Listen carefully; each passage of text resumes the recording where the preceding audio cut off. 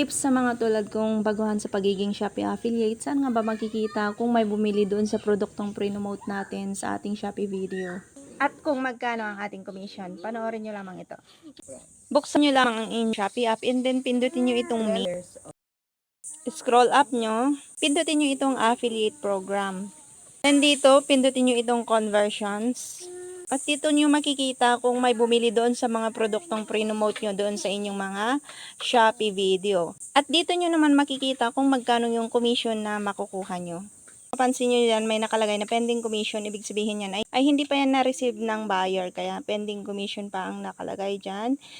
Ayan, makikita nyo dito. Pindutin nyo lang itong pending at lalabas lahat yan yung mga pending commission nyo. And then makikita nyo naman dito sa completed. Ayan, ito na po yung mga orders na bayad na po ng buyers. And pindutin nyo naman itong canceled. Yan naman yung mga orders na kinancel ng buyers. So, kapag canceled po, syempre, wala rin po kayong makukuhang commission dyan. And dito naman sa baba, pindutin natin itong income.